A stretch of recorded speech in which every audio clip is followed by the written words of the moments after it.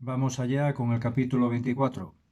En este capítulo 24, que se centra principalmente en este matrimonio entre Isaac y Rebeca, lo podríamos dividir en cuatro partes bastante claras. Por un lado, en ese juramento que tiene que llevar a cabo ese siervo de Abraham, sería entre los versículos 1 y 9. Luego más adelante, ya cuando ese siervo lleva a cabo ese viaje y se encuentra con Rebeca y ese diálogo, ese primer encuentro entre los versículos 10 y 28. Y luego ya es cuando es introducido este siervo dentro, en la casa de Rebeca, en la familia, y todo lo que allá acontece entre ellos, del 29 al 54, y después ya desde ese 54, versículo 54, hasta el final del capítulo, versículo 67, es ya la despedida y ese encuentro entre Rebeca e Isaac. Bien, a grandes rasgos. Por un lado tenemos esto que se muestra aquí, que es curioso, ¿no? Ese colocar esa mano bajo el muslo que le pide Abraham a su siervo. Bien, esto es un eufemismo, era una tradición que había, que era una cosa bastante significativa, pero bueno, que básicamente era una manera de dominar a los órganos sexuales. Porque, bueno, pues precisamente por ser considerados en aquella cultura, en ese ámbito, en la época patriarcal como algo sagrado, porque era el germen de la vida, precisamente también en este caso, digamos que, bueno, pues se tomaba como un modo de juramento, ¿no? Como una zona muy noble ante la cual se llevaba a cabo ese juramento. Esto lo vemos en este caso, en el comienzo de este capítulo, entre Abraham y su siervo, y lo veremos luego también muy claramente más adelante en el capítulo 47 del Génesis, en el versículo 29, cuando también Jacob le hace prometer a José, a su hijo José, que devolverá sus restos, cuando él fallezca los devolverá a la tierra, a su tierra de origen, a ese ámbito cananeo. Estaban en Egipto. Bien, pues ese es un detalle así curioso, ¿vale? Una cosa significativa, bastante curiosa, que os quería comentar para que también entendáis un poco qué implicaba esto de la mano bajo el muslo. Bien, lo que se muestra aquí claramente es ese rechazo, en esta primera parte del capítulo, ese rechazo a que Isaac se casara con una cananea. Esto es lo que ya hemos visto, claramente ese tratar de no mezclarse con esos ámbitos que tenían pues todas esas costumbres y religiosidades tan fuera de lugar, ¿no? Como hemos ido viendo y como veremos también más adelante. Y de esa manera, lo que deja muy claro Abraham es que desea que su hijo se case con una pariente suya, que sea parte de su familia. Esto nos va a aparecer directamente en el versículo 38 de este capítulo. Y así lo dice el criado cuando está ya con la familia de Rebeca. Dice, y mi amo me hizo jurar lo siguiente, no buscarás esposa para mi hijo entre las hijas de los cananeos en cuya tierra habito, sino que irás a mi casa paterna, a mi familia, y buscarás una esposa para mi hijo. Bien, esto luego veremos cómo es totalmente providencial y es como lo experimenta este siervo, ¿no? Aquí lo que se muestra claramente también es parte de esa cultura, de esa tradición, que era el hecho de que ni el novio ni la novia elegían en el matrimonio elegían a su cónyuge, sino que era una elección totalmente en base a los intereses y conveniencias de la familia, de la tribu, del clan. En este caso, como vemos, ni se plantea a Rebeca el que ella pueda elegir, lo único que se le plantea es el hecho de que ella decida irse ya o no de la casa, pero no el hecho de que se case o no se case con este joven. Y en el caso de Isaac, pues para nada, en ningún momento aquí aparece que se le plantee nada, simplemente Abraham pacta esto con su siervo y ya está, que busque una esposa para su hijo, no que su hijo pueda elegir, sino directamente que ya se le da esa elección. También es significativo, y lo comentabais algunos de vosotros, ese guárdate de llevar a mi hijo, perdón, guárdate de llevar allí a mi hijo, eso que aparece en el versículo 6. Es también ese deseo que tiene Abraham de que su hijo no vaya a ese lugar que era precisamente el origen de la familia. Recordamos que ellos van a volver a esa zona de la alta Mesopotamia para, bueno, él va a volver, el criado, porque va a ir solo él, va a volver a esa zona de la Alta Mesopotamia para encontrarse con la familia de origen de Abraham. De esa manera es ese deseo de que su hijo no vaya, porque precisamente la promesa era descendencia y tierra. Y claro, solo faltaba que encima se tentara ahí a la suerte, entre comillas, y que Isaac, el hijo de la promesa, ya que ahora estaban consiguiendo ya la tierra, que encima ahora pues se fuera a residir otra vez a su tierra de origen, ¿no? Con lo cual es ese rechazo absoluto de que su hijo vuelva allí. Evitar cualquier tipo de posibilidad. Luego también aquí es importante tener en cuenta que según la legislación asiria de aquellos tiempos, es la zona de Asiria, como decimos, ese área, la mujer casada podía permanecer en la casa paterna. Allí la tradición no estaba obligada la novia a irse a la casa del esposo, sino que la novia se podía quedar en su casa y en la casa paterna, en su casa, y allí alojarse el esposo, es decir, comenzar su vida allí. De esa manera, esto implicaría lo que decimos, que Isaac hubiera esa posibilidad de que Isaac se fuera a vivir allí en caso de casarse, ¿no? Bien, esto es lo que rechaza de plano Abraham precisamente para que se pueda cumplir esa promesa. Es decir, Abraham pone su parte, de su parte todo lo que puede, y luego ya lo demás, evidentemente, lo tiene que poner Dios. Y es bonito también ver en los versículos 7 y 8 esa confianza absoluta en la providencia de Dios que tiene Abraham. Aquí se muestra esa inquebrantable fe y confianza en el Señor después de todas las vicisitudes que ha tenido que sufrir en su vida. Al final de su vida sí vemos cómo tiene esa absoluta confianza. Y de esa manera le deja muy claro a su siervo, ¿no? Versículos 7 y 8. Él enviará a su ángel delante de ti y encontrarás allí una esposa para mi hijo. Le deja muy claro que eso va a ocurrir. Eso va a ser así y lo tiene claro. Ahora, también dice, si ella no quiere venir, es decir, es bonito también ver aquí cómo Abraham tiene claro que Dios va a actuar por su parte en todo lo necesario. Ahora, siempre va a estar la libertad humana. Por eso está esa posibilidad de que la esposa no quiera ir a Canaán, ir a esta tierra. Entonces, ahí está la cuestión de que Isaac no vaya para nada a ese lugar, sino que sea ella la que tenga que venir. Y si ella no quiere venir, pues ya está. Ahí ya el siervo ha cumplido con su parte de la promesa del juramento y Santas Pascuas. Ahí ya está la libertad humana de parte de la esposa. Dios cumple con lo suyo, pero luego cada uno de nosotros tenemos también que colaborar en nuestra parte para que se cumpla ese designio divino. Luego veremos cómo claramente Rebeca no tiene ninguna duda, absolutamente ninguna duda.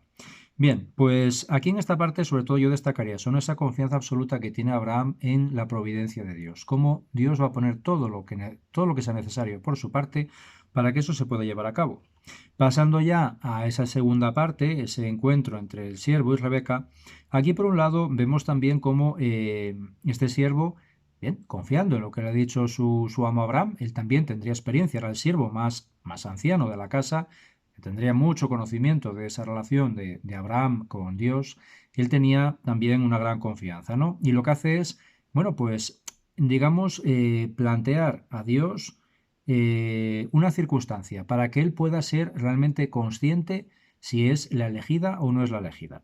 Bien, ese planteamiento es un planteamiento un poco, digamos, eh, duro, porque claro, él lo que muestra, lo que plantea es que esa prueba sea que esa mujer, esa joven, le dé a beber a él, pero también abreve a sus camellos. Recordamos cómo él llevaba 10 camellos.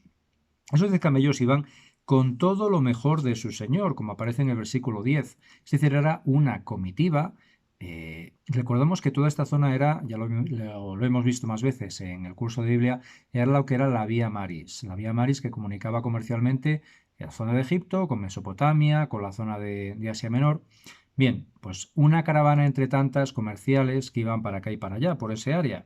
Bien, esta caravana con 10 camellos llevaba todo lo mejor de la casa de Abraham, es decir, lo que llevaban era pues de muchísimo valor. Y esto que llevaban precisamente era lo que lo tengo aquí, lo que en hebreo se llamaría el mohar, que en este ámbito babilónico se llamaba el tirhatu, que era precisamente el precio de la compra de la novia. La novia se compraba y este era el precio, que el precio en función digamos, del poderío de la familia que compraba la novia y en función también de la novia, pues evidentemente podía ser de un grandísimo precio. Y eran regalos no solo para la novia, sino para toda la familia. La cuestión era agasajar a toda la familia, todo ese clan o esa tribu de la novia.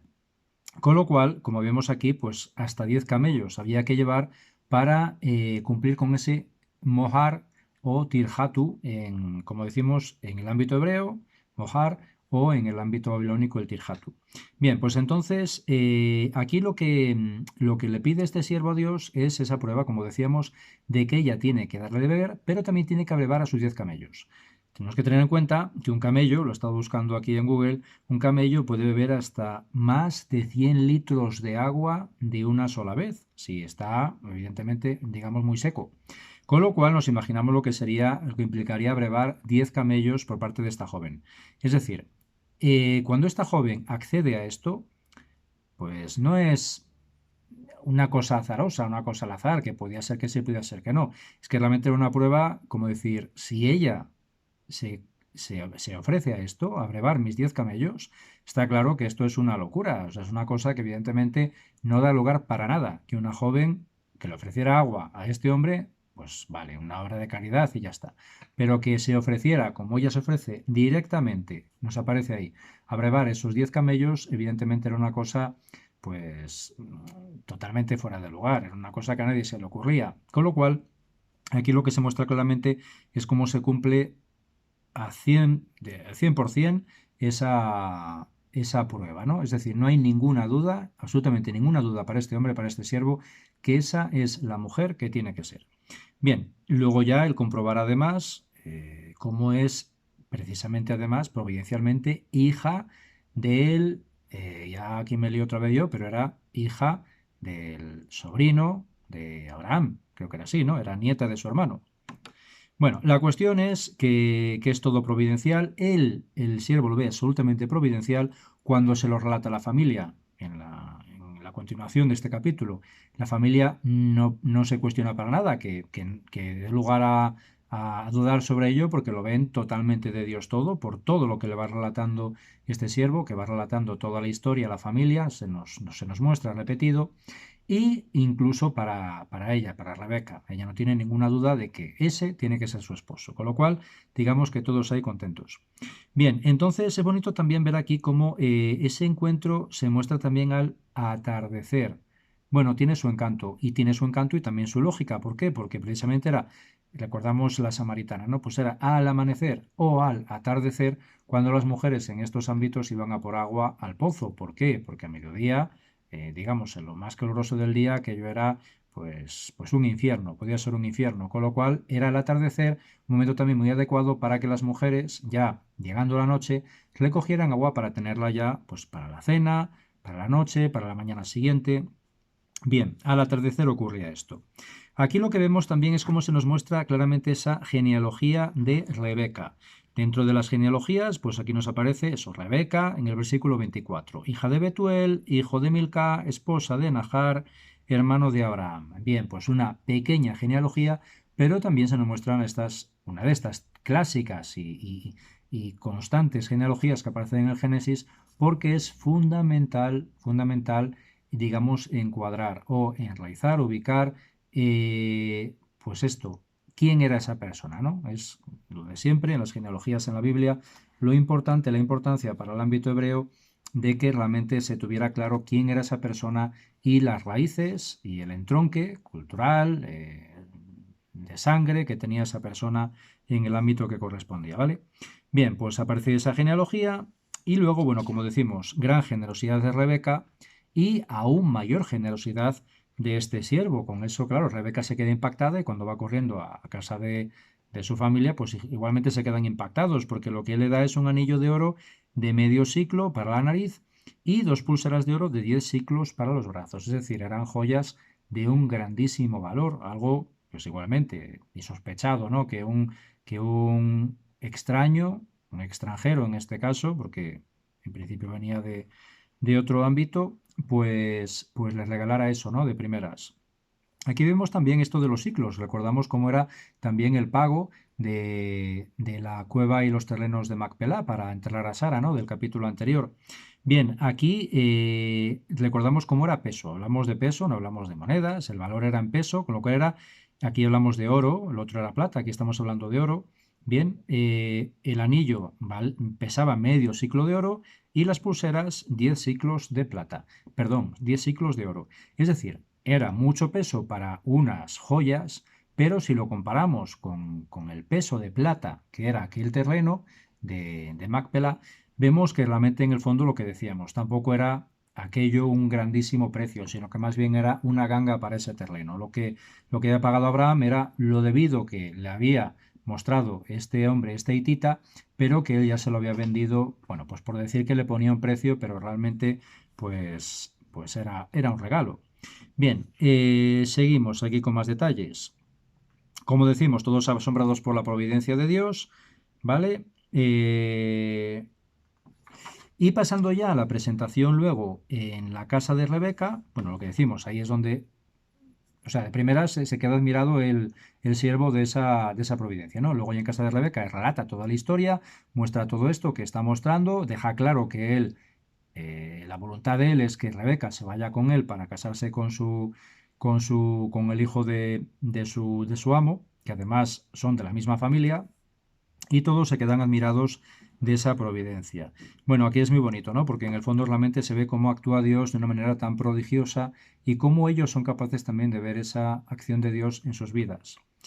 Y lo que decimos, allá él da gracias a Dios, siempre este siervo se ve que tiene también una grandísima fe en este Dios de Abraham y da de primeras, en cuanto se ve claramente que todos están de acuerdo, da gracias a Dios y ahí ofrece ya ese mohar o tirjatu, como decíamos, ¿vale?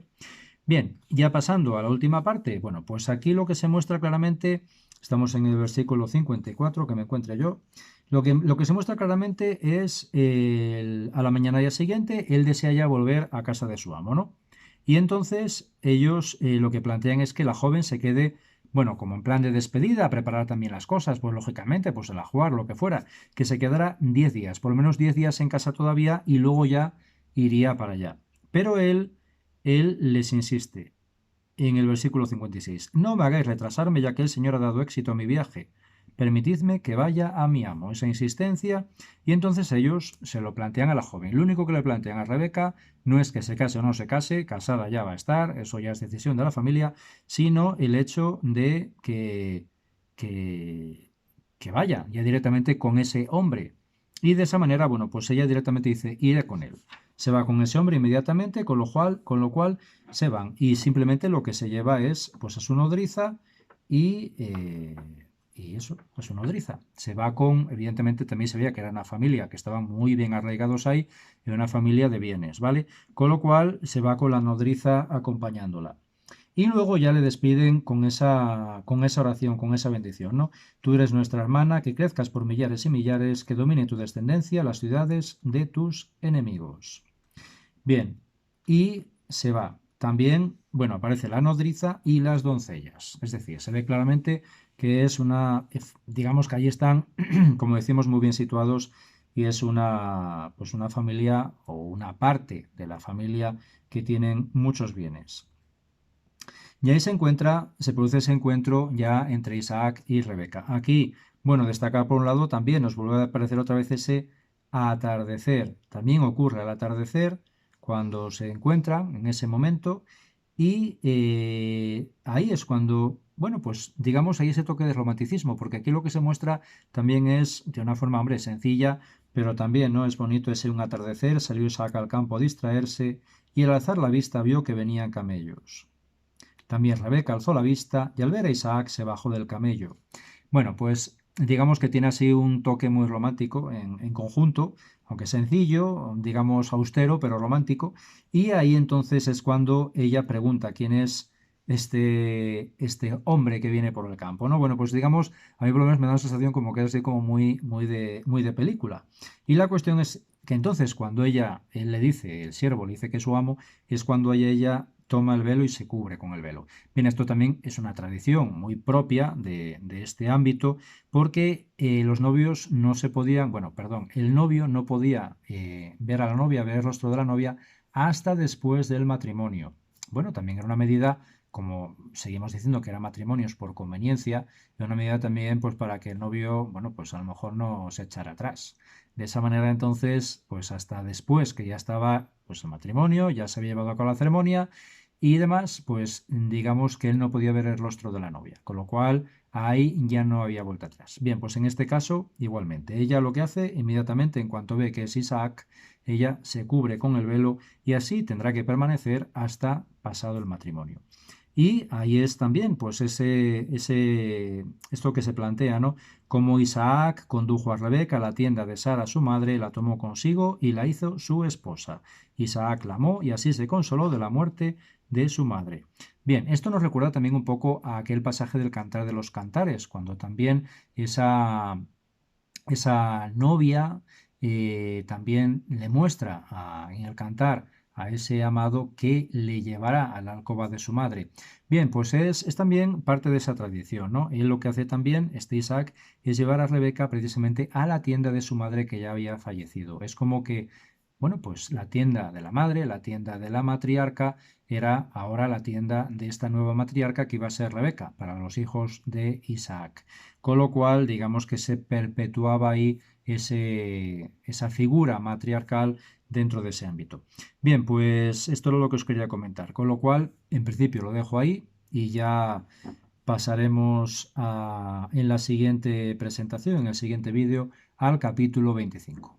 Venga, un saludo a todos.